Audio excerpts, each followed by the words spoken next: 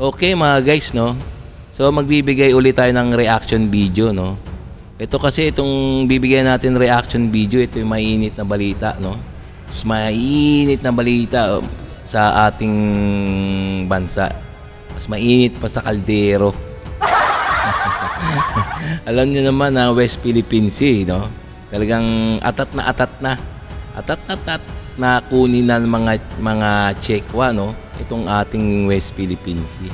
Ewan natin, no, kung bakit talagang ano.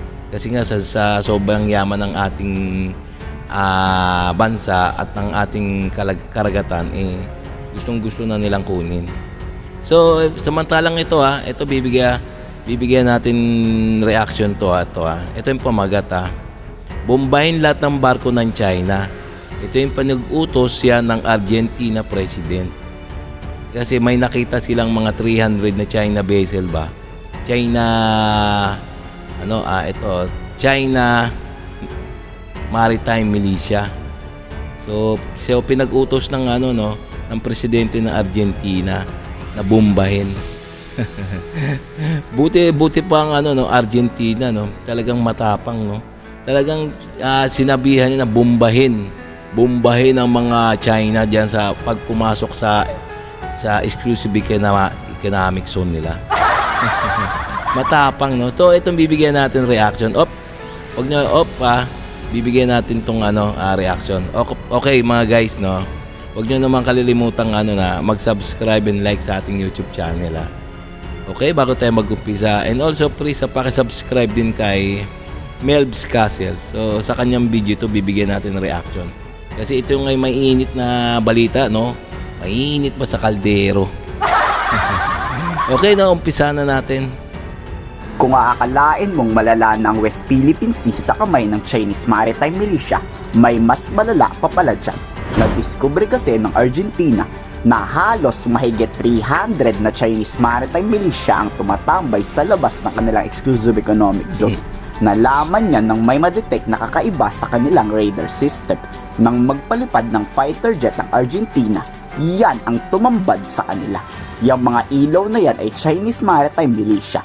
Lalagpas daw yan sa 300 na barkong mula sa China. Teka, no. Pati ba naman sa Argentina, sa bansang Argentina, nakakarating itong mga Chinese na to, no. Ang kukulit talaga, no. Nakakukulit talaga nitong mga Chinese, no. Parang gusto na lang kumbaga sakupin ng buong mundo. Pinag-utos na ng presidente ng Argentina na once na pumasok yan sa loob ng 200 nautical mile EEZ, palubugin nyo yung barko ng mga Chinese. Sana ganito din ang utos ni Pangulong Bongbong Marcos, bombay na agad ang China. Ang kaso, ang ginagawa lang ng PCG, tinataboy lang. Tapos wala din. Oo nga naman, no.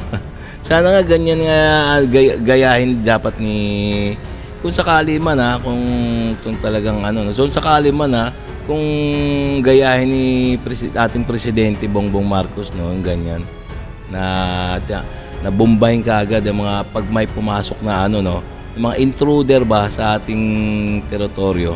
Tingnan nyo sa Argentina, do. Hindi pa pumapasok yan yung mga Chinese militia vessel. Hindi pa pumapasok sa EEZ ng Argentina, pero ayun na pinag-utos ng presidente ng Argentina bombahin once na pumasok na EEZ. Kaya nakaabang na yung mga jet fighter nila, no. Sana ganyan di katapang yung ng ating pangulo. Din babalik din kinabukasan. Sana gayahin din ni Pangulong Bongbong Marcos itong Taiwanese Coast Guard. Walang pag-aanin lang inaresto ang Chinese ship na illegal daw na nag-ooperate ng walang paalam sa Taiwanese Coast Guard. Pero nang tanungin ng Philippine Navy bakit hindi arestuhin o palubugin ang Chinese, basta tingnan naman, no, tingnan nyo. Sa Taiwan, no, inaaresto talaga, no. Inaaresto nila yung mga illegal na pumapasok sa kanila. Talagang inaakyat nila, no. So ang tatapang talaga nila. Sana ganun din yung ating mga Philippine Navy, no. Nakakatuwa lang talaga. Nakakatuwa, nakakabuwisit. daw hindi banta sa buhay ng AFP ang China. Hindi daw magsisimula ng gulo ang AFP. So pag pumasok talaga ang China sa ating EEZ, ang tanging gagawin lang ng Philippine Navy at Philippine Coast Guard ay palayasin yan. Actions by any foreign power that endangers the lives of Filipino airmen, seamen, and even our troops on the ground are actions that have no place in a civilized world. The AFP will not go down to the level of illegal actions when confronted with actions that are illegal, that are coercive. We will keep performing our Ayan daw sabi ng Philippine Navy hindi raw gagawin ng illegal action. Pero yung mga Taiwan at saka yung Argentina, illegal daw siguro yun yung ginagawa nila na inaaresto, nilalapitan ng mga barko. Illegal siguro yun. for mandate. We will support other government agencies and ensure that their lives are safe. Posibleng ang dahilan bakit ayaw pa ng Armed Forces magkagera dahil kulang pa ang weaponry sa digmaan ng AFP.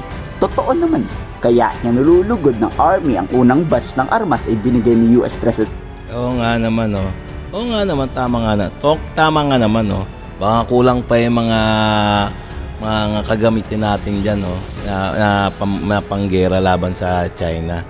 So, alam mo naman na ang ating gobyerno, so napakatipid na magbumili ng mga armas. Ewan natin kung saan napupunta, siguro sa mga ayuda. Ay, hindi, sa mga siguro. Ewan ko, ba't ba nalilis yung natin? Itong usapan natin. Nag-uusap tayo tungkol sa West Philippine Sea, bigla napunta. Sige na nga. Donald Trump para sa Armed Forces of the Philippines. We are glad to continue, and it also signals basically our strong, long-standing relationship with the U.S. and the Philippines.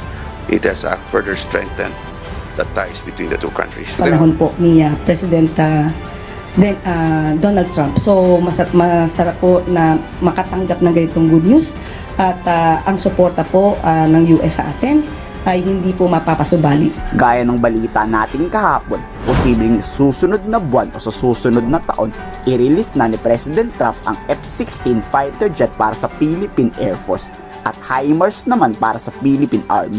Sabi ni Commodore Trinidad, lahat ng plano ng AFP para palakasin ang depensa ng ating bansa ay handang ibigay ng US.